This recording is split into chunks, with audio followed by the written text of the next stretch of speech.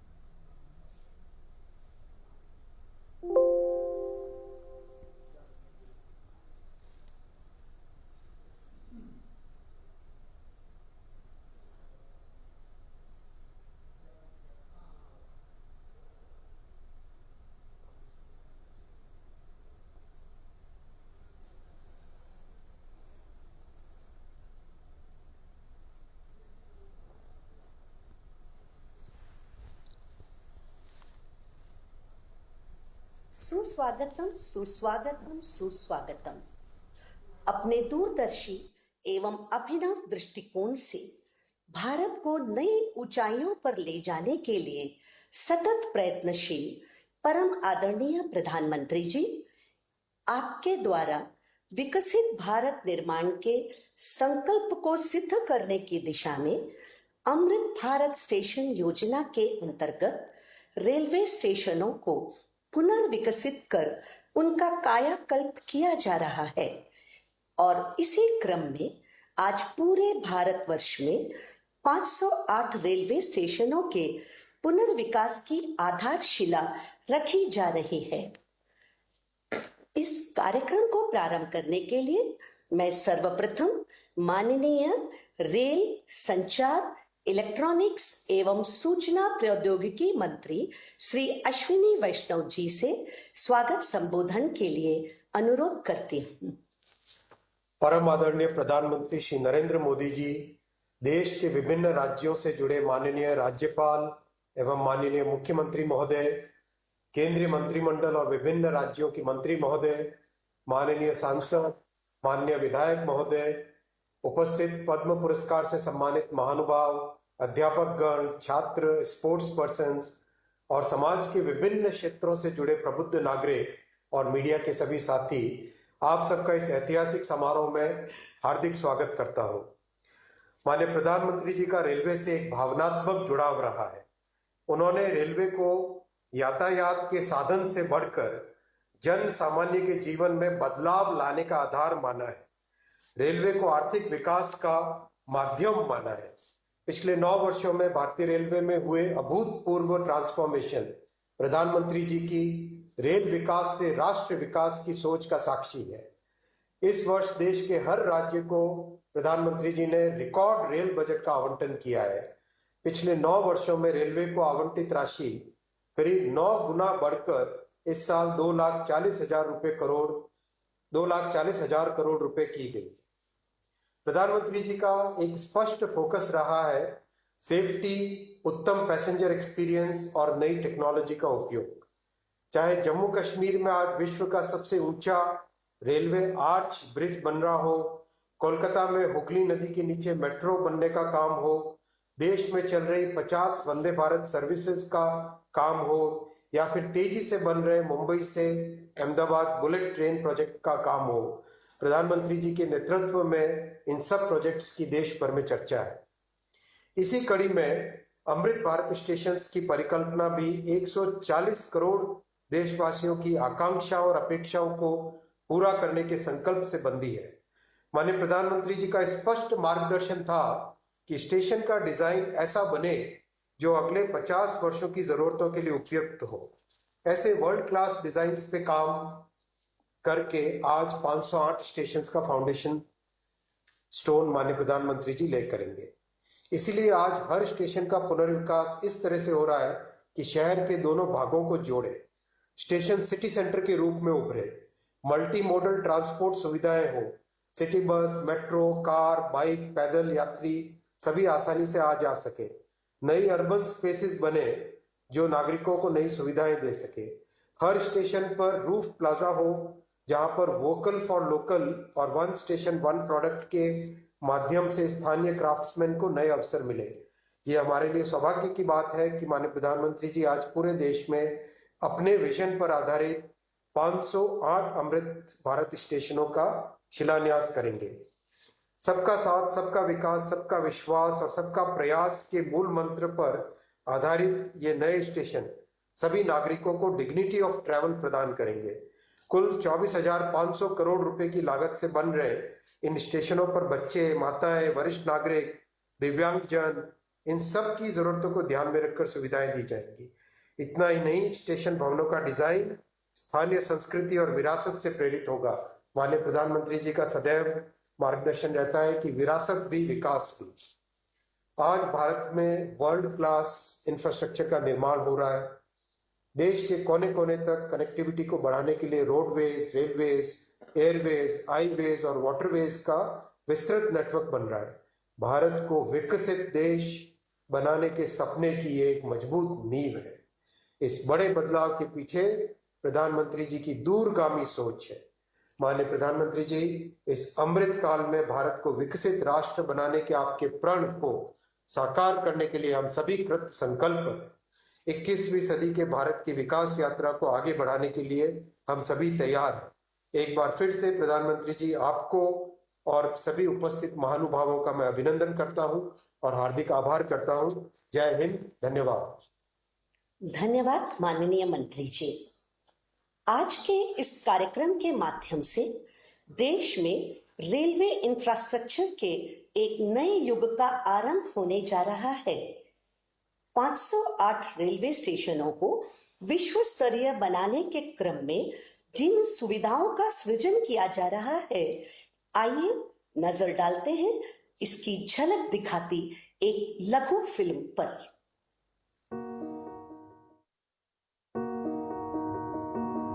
मैं भारत का railway station, गरीब, मिडिल क्लास, साधारण लोग मेरे मेहमान होते हैं।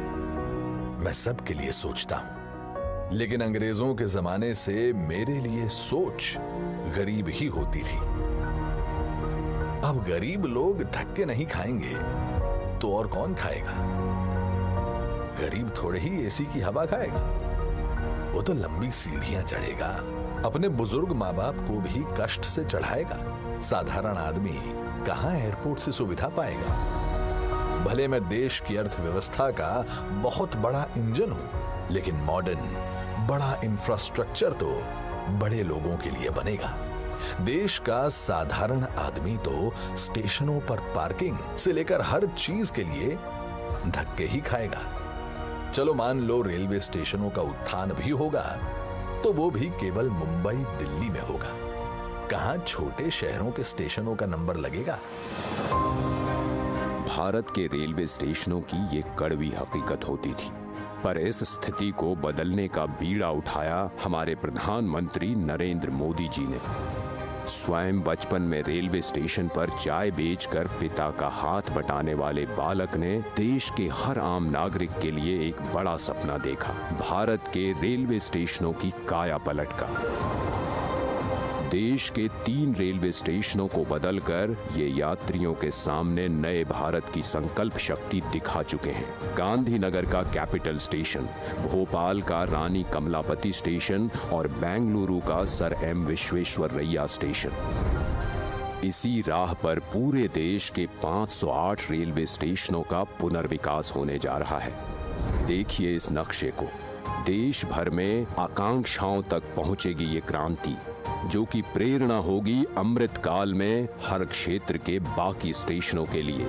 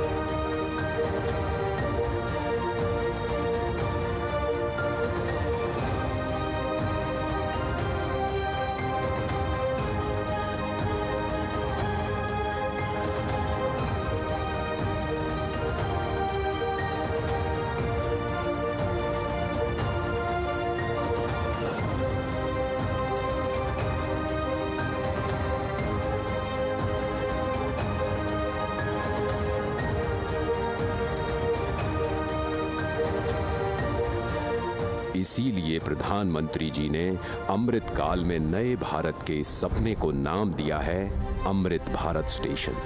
भारत की महानता, समानता और आधुनिकता का प्रतीक। सपना बड़ा तो फंड भी बड़ा। जो रेलवे बजट 2014 में 65,000 करोड़ का हुआ करता था, वो आज है 2,40,000 करोड़ का, जिसमें से 508 स्टेशनों के पुनर्विकास के लिए दिए जा रहे हैं लगभग 25,000 करोड़। लक्ष्य यही है कि सामान्य यात्रियों को बेहतर सुविधा मिले, काम के लिए आना जाना आसान हो। पता है, अन्य देशों की तरह हमारे देश के रेलवे स्टेशन केवल रेलवे स्टेशन नहीं होते। यहाँ इमोशन भी है, यादें भी, ठिठोलियां भी और राहत भी। सांस्कृतिक आदान प्रदान के केंद्र भी होते हैं हमारे स्टेशन। इतनी महान संस्कृति एवं वास्तुकला को अब प्रदर्शित करेंगे हमारे नए अमृत रेलवे स्टेशन, ताकि यहाँ खींचे जाने वाली हर सेल्फी के साथ भारत और जुड़े और जिए और खिले। ऐसे शानदार स्टेशन पहले लोग विदेशों में ही देखते थे। अब भारत में भी ऐसे स्टेशन बन रहे हैं।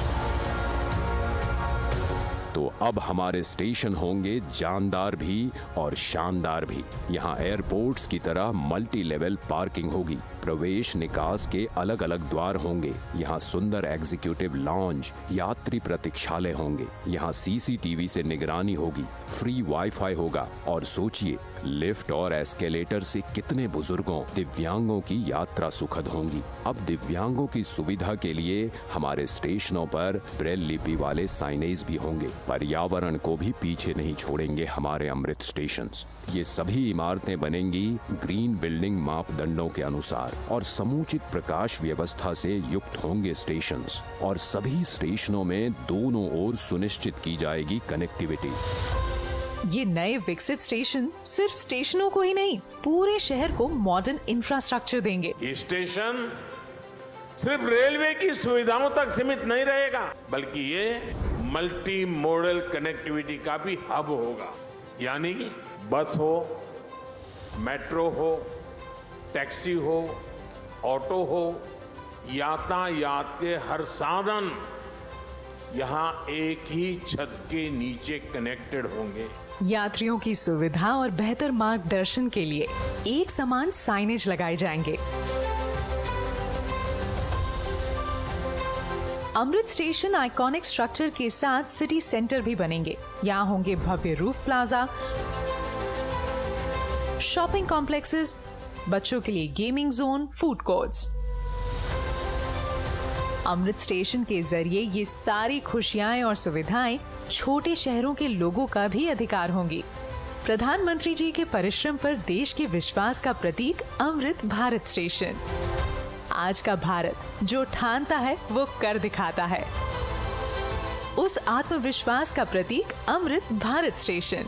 भारत की महानता, समानता और आधुनिकता का प्रतीक अमृत भारत स्टेशन। जय हिंद।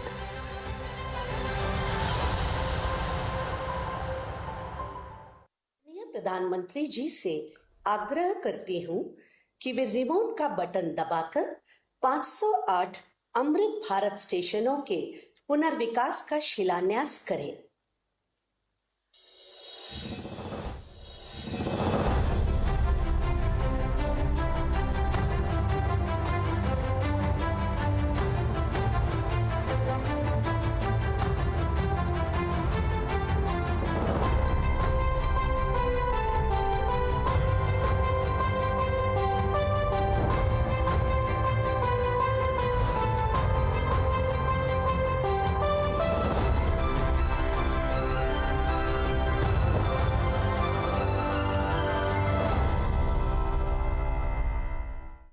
मैं आदरणीय प्रधानमंत्री जी से विनम्र निवेदन करती हूं कि इस ऐतिहासिक अवसर पर अपने प्रेरणादायी उद्बोधन से हम सभी का मार्गदर्शन करें।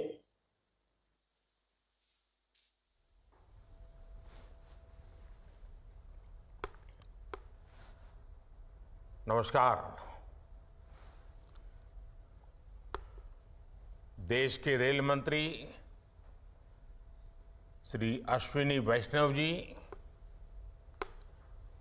कार्यक्रम में देश के कोने कोने से जुड़े केंद्रीय मंत्रिमंडल के अन्य सदस्य,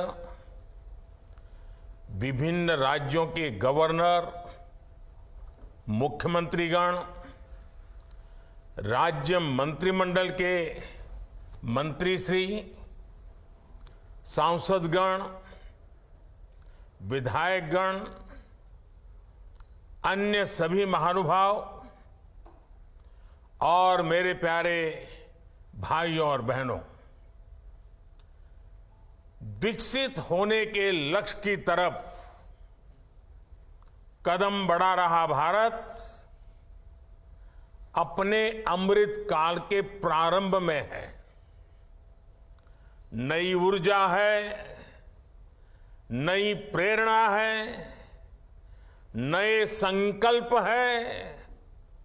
इसी आलोक में आज भारतीय रेल के इतिहास में भी एक नए अध्याय की शुरुआत हो रही है।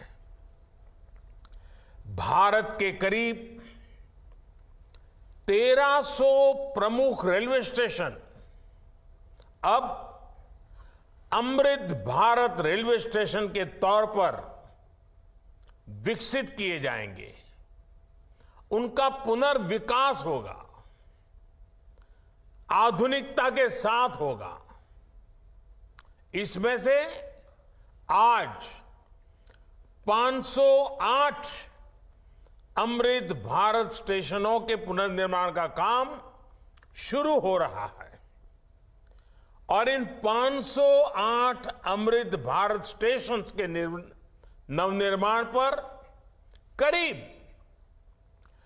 25,000 करोड़ रुपए खर्च किए जाएंगे।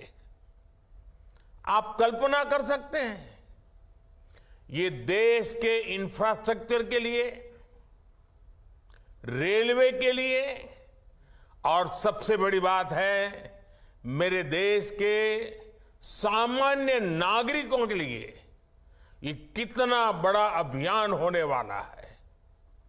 इसका लाभ देश के लगभग सभी राज्यों को मिलेगा। जैसे यूपी में इसके लिए करीब 4,500 करोड़ रुपए के खर्च से 55 अमृत स्टेशन को विकसित किया जाएगा। राजस्थान के भी 55 railway station Amrit Bharat station बनेंगे। एमपी में 1,000 करोड़ रुपए के खर्च से 34 स्टेशन का कायाकल्प होने वाला है। महाराष्ट्र में 44 स्टेशन के विकास के लिए 1,500 करोड़ रुपए से ज्यादा खर्च होंगे। तमिलनाडु, कर्नाटका और केरला के भी प्रमुख स्टेशंस को अमृत भारत स्टेशन के रूप में विकसित किया जाएगा। मैं अमृत काल के प्रारंभ में इस ऐतिहासिक अभियान के लिए रेल मंत्रालय की सराहना करता हूं और सभी देशवासियों को बधाई देता हूं। साथियों, आज पूरी दुनिया की दृष्टि भारत पर है। वैश्विक स्तर पर भारत की साख बढ़ी है। भारत को लेकर दुनिया का रवैया बदला है और इसकी दो प्रमुख बातें हैं, दो मुख्य वजह हैं। पहली, आप देशवासी, भारत के लोगों ने करीब करीब 3 दशक बाद, 30 साल बाद देश में पूर्ण बहुमत की सरकार बनाई। वो पहली वजह। और दूसरी वजह है बहुमत की उसी स्पष्टता के साथ जनता जनार्दन की उनकी भावना का आदर करते हुए बड़े बड़े निर्णय लिए, चुनौतियों के स्थायी समाधान के लिए अविरत काम किया। आज भारतीय रेलवे भी इसका प्रतीक बन चुकी है। बीते वर्षों में रेलवे में ही जितना काम हुआ है, उसके आंकड़े, उसकी जानकारी हर किसी को प्रसन्न भी करती हैं, हैरान भी कर देती हैं। जैसे दुनिया में south Africa, Ukraine, Poland, UK और स्वीडन जैसे देशों में जितना रेल नेटवर्क है, उससे ज्यादा रेल ट्रैक हमारे देश में इन 9 वर्षों में बिछाए गए हैं। आप कल्पना करिए स्केल। साउथ कोरिया, न्यूजीलैंड और ऑस्ट्रेलिया जैसे देशों का जितना रेल नेटवर्क है, उससे ज्यादा ट्रैक भारत ने अकेले पिछले साल बनाए हैं। एक साल में भारत में आज आधुनिक ट्रेनों की संख्या भी तेजी से बढ़ रही है। आज देश का लक्ष्य है कि रेलवे की यात्रा हर यात्री के लिए, हर नागरिक के लिए सुलभ भी हो और सुखद भी हो। अब ट्रेन से लेकर स्टेशन तक आपको एक बेहतर, एक उम्दा से उम्दा एक्सपीरियंस देने का प्रयास है।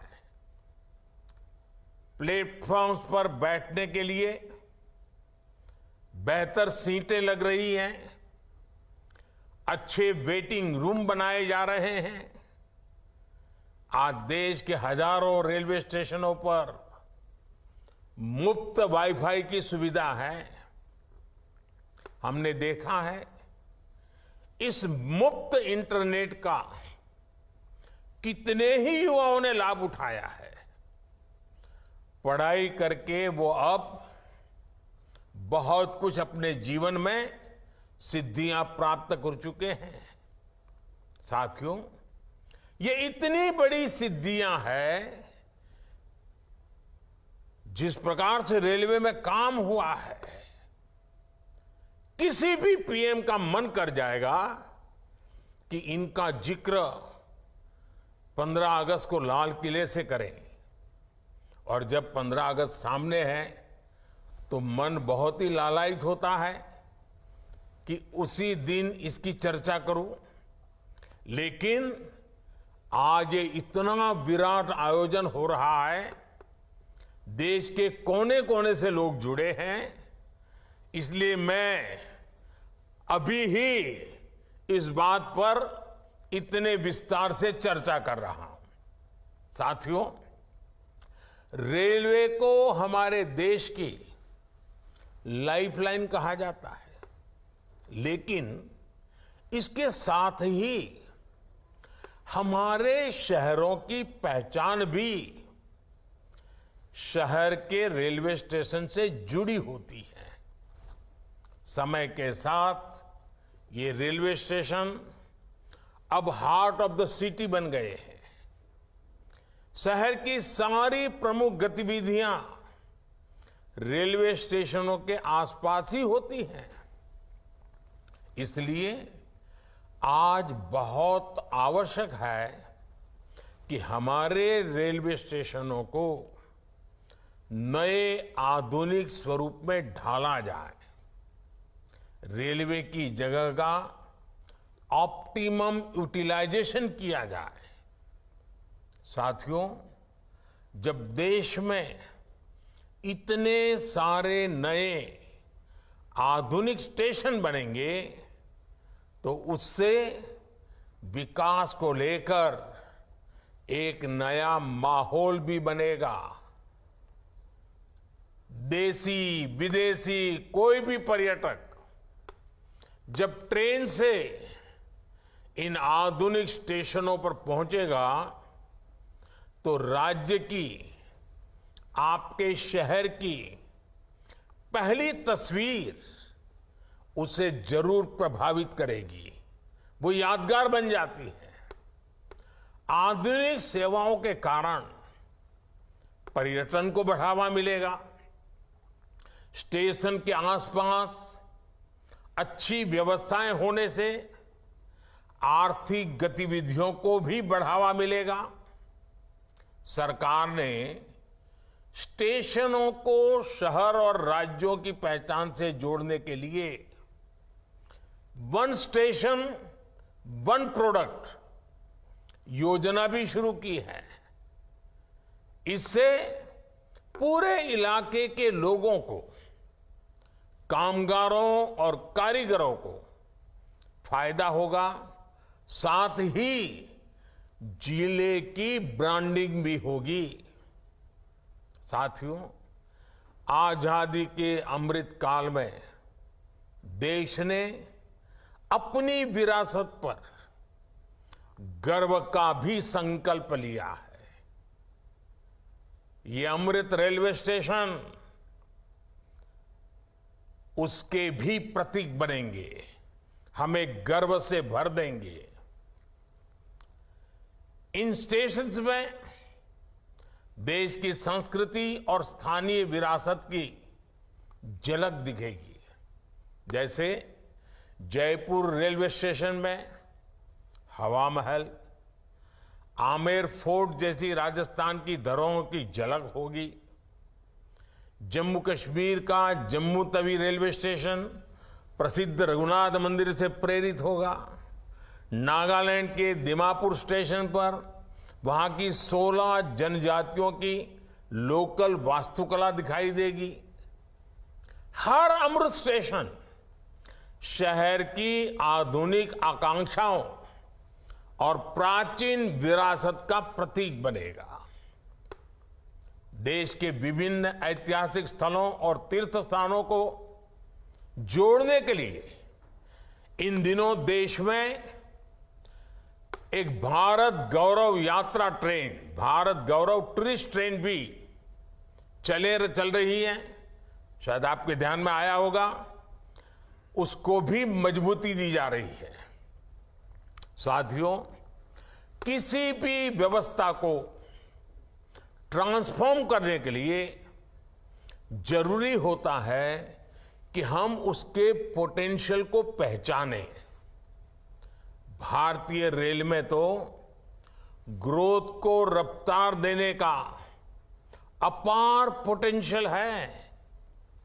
इसी सोच के साथ बीते 9 वर्षों में हमने रेलवे में रिकॉर्ड इन्वेस्टमेंट किया है।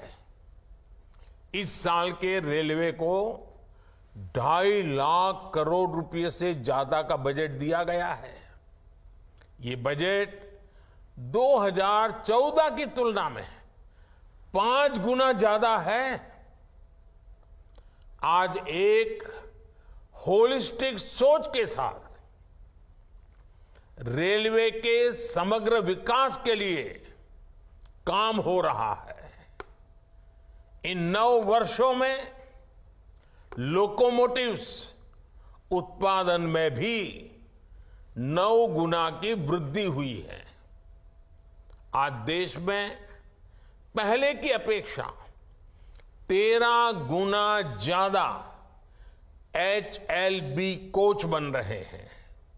साथियों, नॉर्थ ईस्ट में रेलवे के विस्तार को भी हमारी सरकार ने प्राथमिकता दी है। रेलवे लाइनों का दोहरीकरण हो, गेज परिवर्तन हो, इलेक्ट्रिफिकेशन हो, नए रूट्स का निर्माण हो, इस पर तेजी से काम किया जा रहा है। जल्द ही पूर्वोत्तर के सभी राज्यों की राजधानियां रेलवे नेटवर्क से जुड़ जाएगी। नागालैंड में 100 साल बाद दूसरा रेलवे स्टेशन बना है। नॉर्थ ईस्ट में नई रेल लाइनों की कमीशनिंग भी पहले के मुकाबले 3 गुना ज्यादा हो रही है। साथियों, पिछले 9 वर्षों में 2200 किलोमीटर डेडिकेटेड फ्रेट कॉरिडोर भी बनाए गए हैं। इसकी वजह से माल गाड़ियों के ट्रेवल टाइम में काफी कमी आई है। दिल्ली एनसीआर से वेस्टर्न पोर्ट तक, चाहे गुजरात के समुद्री तट हो या महाराष्ट्र का समुद्री तट हो, पहले से जो सामान ट्रेन से पहुंचाने में एवरेज औसतन 72 घंटे लगते थे, आज वही लगेज, वही सामान, वही गुड्स 24 घंटे में पहुंच जाता है। ऐसे ही दूसरे रूट्स पर भी टाइम में 40% की कमी आई है। ट्रैवल टाइम में कमी आने का मतलब है कि मालगाड़ियों की गति बढ़ी है और सामान भी अब ज्यादा तेजी से पहुंच रहा है। इसका बड़ा लाभ हमारे उद्यमियों, कारोबारियों और खास करके हमारे किसान भाई बहनों को हो रहा है। हमारी फल सब्जियां अब ज्यादा तेजी से देश के एक कोने से दूसरे कोने तक जा रही है। जब देश में इस तरह का ट्रांसपोर्टेशन तेज होगा तो उतनी ही तेजी से भारत के जो उत्पाद है, हमारे छोटे मोटे कारीगर, हमारे लघु उद्योग जो कुछ भी उत्पादन करते हैं, वो सामान विश्व बाजार में भी तेजी से पहुंचेगा। साथियों, आप सभी ने देखा है कि पहले रेलवे ओवरब्रिज का कम होने के कारण कितनी दिक्कतें आती थी। 2014 से पहले देश में 6000 से भी कम रेलवे ओवरब्रिज और अंडरब्रिज थे। आज ओवरब्रिज और अंडरब्रिज की ये संख्या 10,000 से ज्यादा हो गई है। देश में बड़ी लाइन पर मानव रहित क्रॉसिंग की संख्या भी 0 हो चुकी है। रेलवे और रेलवे प्लेटफॉर्म पर यात्री सुविधाओं के निर्माण में आज बुजुर्गों की, दिव्यांगजनों की जरूरतों का विशेष ध्यान रखा जा रहा है। साथियों, हमारा जोर भारतीय रेलवे को आधुनिक बनाने के साथ ही पर्यावरण फ्रेंडली बनाने पर भी है। बहुत जल्द भारत के 100% रेल ट्रैक्स इलेक्ट्रिफाइड होने जा रहे हैं। यानी कुछ ही वर्षों में भारत की सारी ट्रेनें सिर्फ बिजली से चला करेगी। इससे पर्यावरण की कितनी बड़ी मदद होगी, आप अंदाजा लगा सकते हैं। 9 वर्षों में सोलर पैनल से बिजली बनाने वाले रेलवे स्टेशनों की संख्या भी 1200 से ज्यादा हो गई है। लक्ष्य यही है कि आने वाले समय में सभी स्टेशन ग्रीन एनर्जी बनाएं। हमारी ट्रेनों के करीब करीब 70,000 डिब्बे, 70,000 कोचेज में एलईडी लाइट्स लगाई जा चुकी हैं। ट्रेनों में बायो टॉयलेट्स की संख्या भी 2014 के मुकाबले अब 28 गुना ज्यादा हो गई है। ये जितने अमृत स्टेशन बनेंगे, ये भी ग्रीन बिल्डिंग्स के मानकों को पूरा करेंगे। 2030 तक भारत एक ऐसा देश होगा जिसकी रेलवे नेट जीरो एमिशन पर चलेगी। साथियों, रेल ने दशकों से हमें अपनों से मिलने का बहुत बड़ा अभियान चलाया है, काम किया है। एक प्रकार से देश को जोड़ने का भी काम किया है। अब ये हमारी जिम्मेदारी है कि हम रेल को एक बेहतर पहचान और आधुनिक भविष्य से जोड़े और रेल की रक्षा, व्यवस्थाओं की रक्षा, सुविधाओं की रक्षा, स्वच्छता की रक्षा, एक नागरिक के नाते उस कर्तव्य को हमें निभाना। अमृतकाल कर्तव्य काल भी है। लेकिन साथियों, कुछ बातें जब हम देखते हैं तो मन को पीड़ा भी होती है। दुर्भाग्य से हमारे देश में विपक्ष का एक धड़ा आज भी पुराने ढर्रे पर चल रहा है। वो आज भी खुद तो कुछ करेंगे नहीं और किसी को करने भी न देंगे, न काम करेंगे न करने देंगे। ये रवैये पर अड़े हुए हैं। देश ने आज की और भविष्य की जरूरतों की चिंता करते हुए संसद की आधुनिक इमारत बनवाई। संसद देश के लोकतंत्र की प्रतीक होती है। उसमें पक्ष विपक्ष सबका प्रतिनिधित्व होता है। लेकिन विपक्ष के इस धड़े ने संसद की नई इमारत का भी विरोध किया।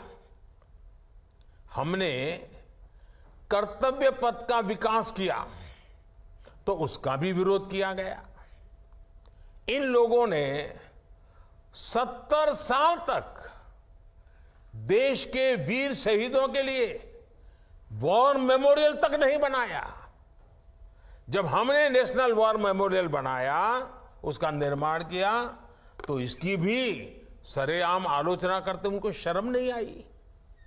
सरदार वल्लभ भाई पटेल का स्टैच्यू ऑफ यूनिटी आज दुनिया की सबसे बड़ी मूर्ति है। हर हिंदुस्तानी को गर्व होता है।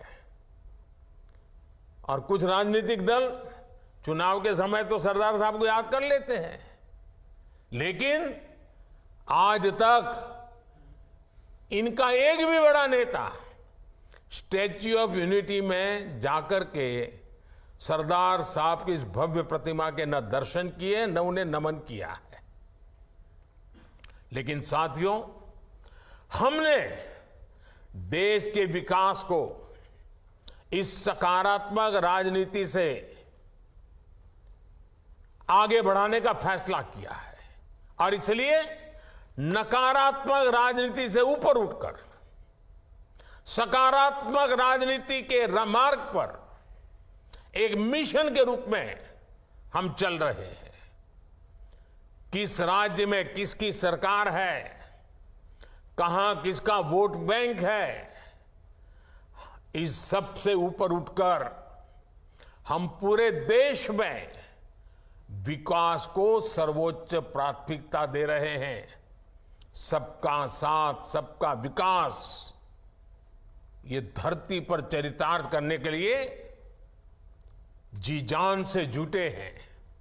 साथियों, पिछले वर्षों में रेलवे युवाओं को जॉब देने का भी बहुत बड़ा जरिया बनी है। करीब 1.5 लाख से ज्यादा युवाओं को अकेले रेलवे में पक्की नौकरी मिली है। इसी तरह इंफ्रास्ट्रक्चर पर लाखों करोड़ के निवेश से लाखों युवाओं को रोजगार मिल रहा है। इस समय केंद्र सरकार 10 लाख युवाओं को नौकरी देने का अभियान भी चला रही है। रोजगार मेलों में लगातार युवाओं को नियुक्ति पत्र मिल रहे हैं। ये बदलते भारत की वो तस्वीर है जिसमें विकास युवाओं को नए अवसर दे रहा है और युवा विकास को नए पंख लगा रहे हैं।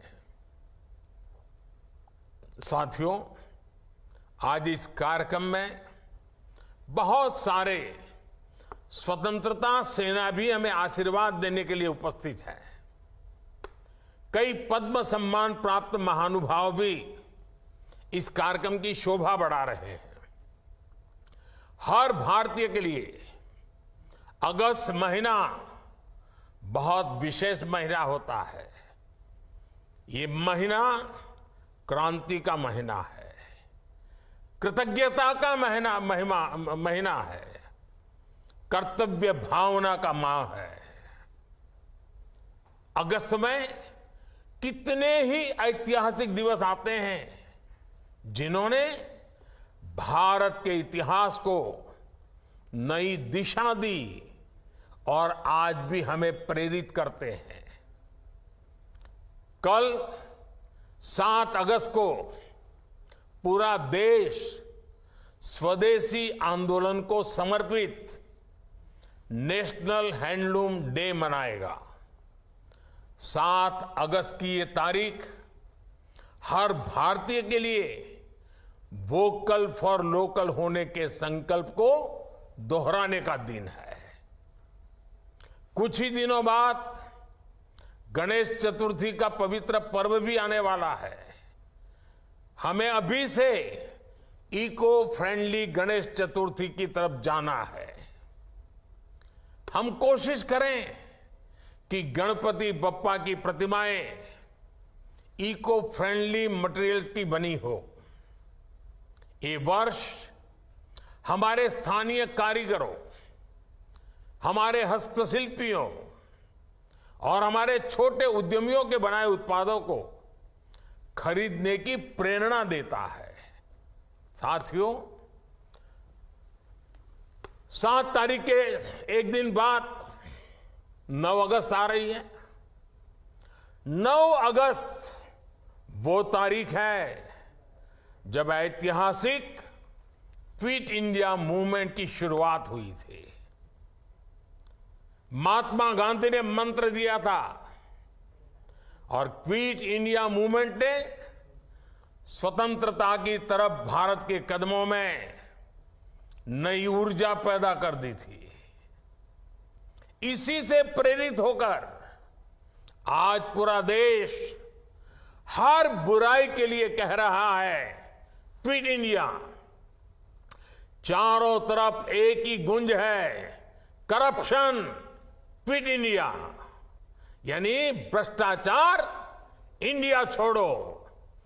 डायनेस्टी क्विट इंडिया, यानी परिवारवाद इंडिया छोड़ो।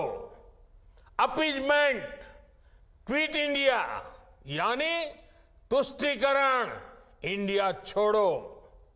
साथियों, उसके बाद 15 अगस्त की पूर्व संध्या 14 अगस्त का विभाजन विभीषिका स्मरण दिवस, जब मां भारती के 2 टुकड़े हो गए थे। एक ऐसा दिन है जो हर भारतीय की आंखों को नम कर देता है। ये उन अनगिनत लोगों को याद करने का दिन है जिन्होंने भारत के बंटवारे की बड़ी कीमत चुकाई। ये उन परिवारों के प्रति एकजुटता को दिखाने का जिन्होंने अपना सब कुछ खो दिया और फिर भी साहस के साथ मां भारती के लिए अपनी श्रद्धा को लेते हुए जीवन को पटरी पर लेने के लिए जूझते रहे। आज ये अपने परिवार, अपने देश के हित में, देश के विकास में महत्वपूर्ण योगदान दे रहे हैं। और साथियों, 14 अगस्त विभाजन विभीषिका दिवस, मां भारती के टुकड़ों का वो दिन हमें भविष्य में मां भारती को एक रखने की जिम्मेवारी भी देता है। अब इस देश को किसी भी तरह से कोई नुकसान न हो पाए, ये संकल्प करने का समय भी ये विभाजन विभीषिका दिवस 14 अगस्त है। साथियों, देश का हर बच्चा, बुजुर्ग, सब कोई 15 अगस्त का इंतजार करता है। और हमारा 15 अगस्त, हमारा स्वतंत्रता दिवस, हमारे तिरंगे और हमारे राष्ट्र की प्रगति के प्रति हमारी प्रतिबद्धता को दोहराने का समय है। पिछले साल की तरह ही इस बार भी हमें हर घर तिरंगा फहराना है। हर घर तिरंगा, हर दिल तिरंगा, हर मन तिरंगा, हर मकसद तिरंगा, हर सपना तिरंगा, हर संकल्प तिरंगा। मैं देख रहा हूं कि अनेक साथी आजकल सोशल मीडिया पर अपनी तिरंगे वाली डीपी अपडेट कर रहे हैं। हर घर तिरंगा के उद्घोष के साथ फ्लैग मार्च भी निकाल रहे हैं। मैं आज सभी देशवासियों से, विशेष रूप से युवाओं को, हर घर तिरंगे इस आंदोलन से जुड़ने का और इसका प्रचार प्रसार करने का भी आग्रह करता हूं। साथियों, लंबे समय तक हमारे देश के लोग यही सोचते थे कि वो जो टैक्स चुका रहे हैं उसका कोई मतलब नहीं है। उन्हें लगता था कि उनकी मेहनत से कमाए हुए पैसों को भ्रष्टाचार में उड़ा दिया जाएगा। लेकिन हमारी सरकार ने इस धारणा को बदल दिया। आज लोगों को महसूस होता है कि उनके पैसे का पाई पाई का उपयोग राष्ट्र के निर्माण में हो रहा है। सुविधाएं बढ़ रही हैं, ईज ऑफ लिविंग बढ़ रही है। जो मुसीबतें आपको झेलनी पड़ी वो आपके बच्चों को झेलनी न पड़े, उसके लिए दिन रात काम हो रहा है। इसका परिणाम ये है कि टैक्स भरने वाले लोगों की विकास के प्रति एक विश्वास बढ़ा है और उसके कारण टैक्स देने वालों की संख्या भी बढ़ रही है। एक समय था जब देश में 2 लाख रुपए की इनकम पर टैक्स लग जाता था। आज ये मोदी की गारंटी देखिए, आज 7 लाख रुपए तक की इनकम पर कोई टैक्स नहीं लगता। इसके बावजूद देश में जमा होने वाली इनकम टैक्स की राशि भी लगातार बढ़ रही है, जो विकास के काम आ रही है। इसका स्पष्ट संदेश है कि देश में मध्यम वर्ग का दायरा लगातार बढ़ रहा है। अभी 5 दिन पहले ही इनकम टैक्स रिटर्न भरने की आखिरी तारीख गुजरी है। इस साल हमने देखा है कि इनकम टैक्स रिटर्न भरने वालों की संख्या 16% बढ़ी है। ये दिखाता है कि लोगों का देश की सरकार पर देश में हो रहे नवनिर्माण पर और विकास की कितनी जरूरत है, इस बात पर भरोसा कितना बढ़ रहा है। लोग आज देख रहे हैं कि देश में किस तरह रेलवे का कायाकल्प हो रहा है, मेट्रो का विस्तार हो रहा है। लोग आज देख रहे हैं कि देश में किस तरह एक के बाद एक नए एक्सप्रेसवे बनाए जा रहे हैं। लोग आज देख रहे हैं कि देश में किस तरह तेजी से नए नए एयरपोर्ट बनाए जा रहे हैं, नए नए अस्पताल बनाए जा रहे हैं, नए नए स्कूल बनाए जा रहे हैं। जब लोग इस तरह का बदलाव देखते हैं तो ये एहसास और मजबूत होता है कि उनके पैसे से नए भारत का निर्माण हो रहा है। आपके बच्चों के उज्जवल भविष्य की गारंटी इन सब कामों में गारंटी है। हमें इस विश्वास को दिनों दिन और मजबूत करना है। और भाई बहनों, ये जो 508 रेलवे स्टेशनों का आधुनिकीकरण हुआ है ना, ये भी उसी दिशा में उठाया गया कदम है। मैं आपको विश्वास दिलाता हूं, अमृत भारत स्टेशंस भारतीय रेल के इस कायाकल्प को एक नई ऊंचाई देंगे।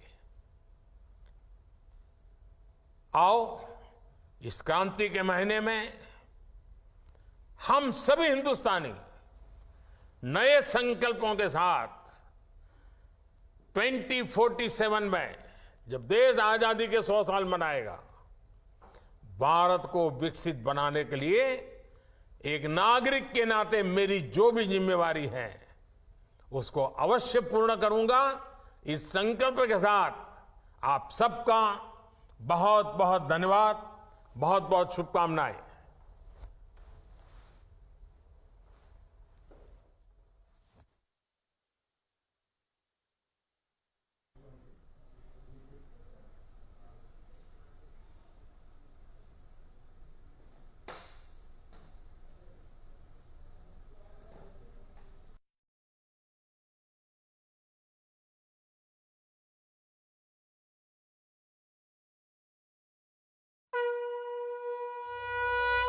युगों युगों से चली आ रही भारतीय सभ्यता और इस सभ्यता में प्रचलित अनगिनत कहानियां।